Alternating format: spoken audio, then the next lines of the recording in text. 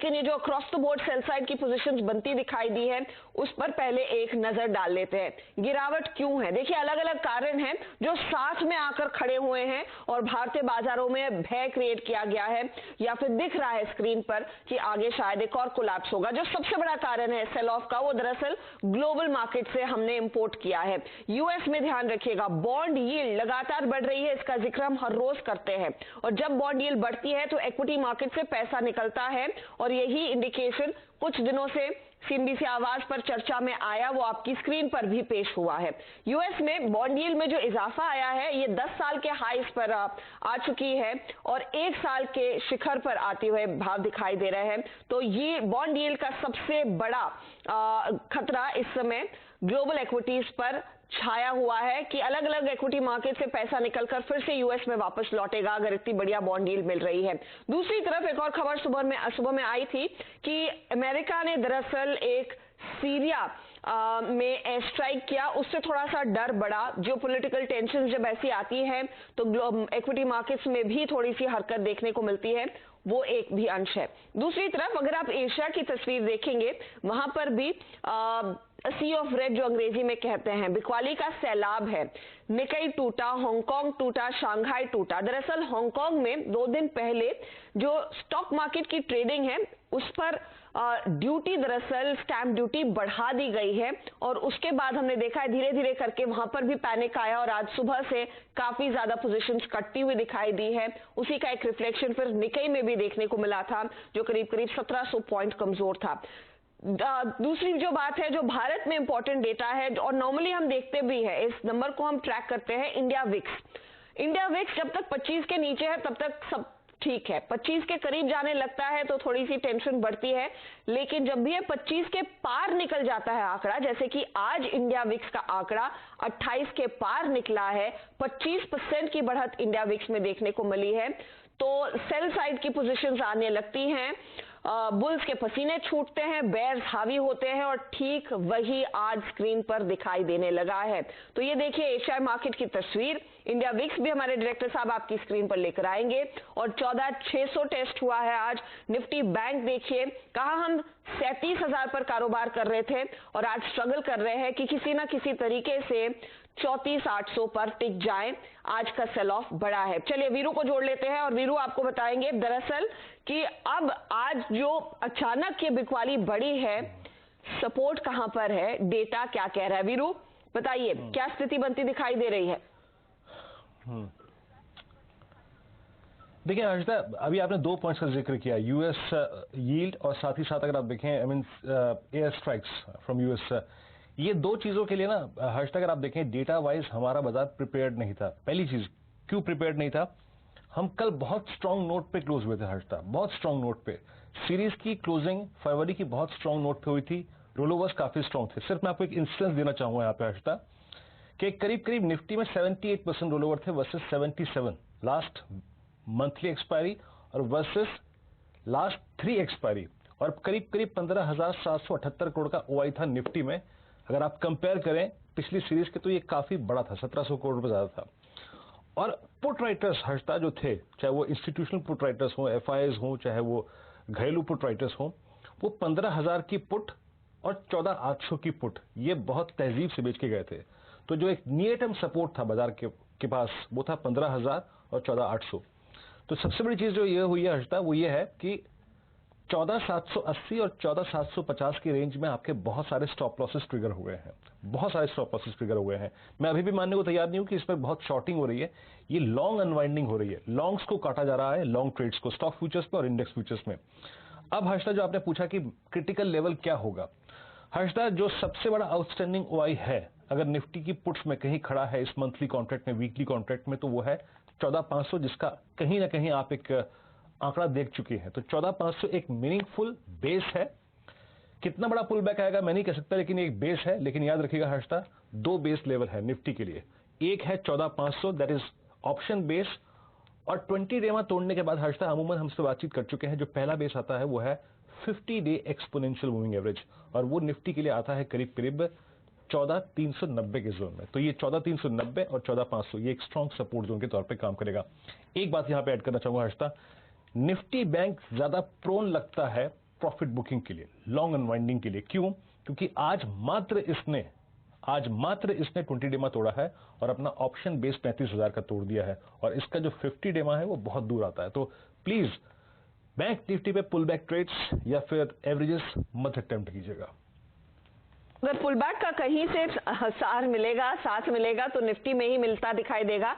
Nifty bank में शायद आगे और जख्म देखने को मिलेंगे और पेन बाकी है। चलिए भसीन साहब को जोड़ लेते हैं और साथ ही प्रकाश गाबा को भी। भसीन साहब, ये जो सेल ऑफ है ऑफ कोर्स ग्लोबल कारणों के चलते भी भार थोड़ा सा बड़ा है, लेकिन वीरू जो कह रहे हैं कि लॉन्ग अनवाइंडिंग हो रही है, लोग चांस नहीं लेना चाहते। एक पे जियोपॉलिटिकल टेंशन, सीरिया पर जो एयर स्ट्राइक हुआ है, ऑफ कोर्स वो ईरान की मिलिशिया पर एयर स्ट्राइक किया गया, लेकिन घबराहट बढ़ी और यूएस का बॉन्ड यील्ड बढ़ना। हांगकांग की जो प्रॉब्लम्स है वो उनकी इंटरनल प्रॉब्लम है। भारतीय ट्रेडर को करना क्या है? संभलना है, डिप पर खरीदना है, या फिर अग्रेसिव पोजीशंस मंदी की लेनी है?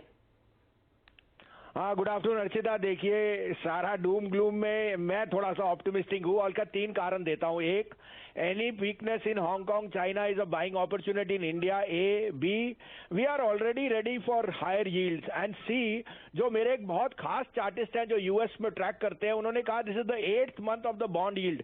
1.61 is a top. It will not exceed that. And he's saying the next 2 weeks will see bond yields fall. A, I'm not such a big technical analyst, so I won't be able to say, but I think जो banks ने already cash use reserves raise की हैं at lower prices, उनके लिए तो it's a blessing in disguise because cost of borrowing for the lender will go up. So I think that this is an opportunity. Secondly, मैं आपको date से बता रहा हूं, मेरे हिसाब से आज बॉटम बन जाएगा 14,500, ये जो भी आपका लेवल है।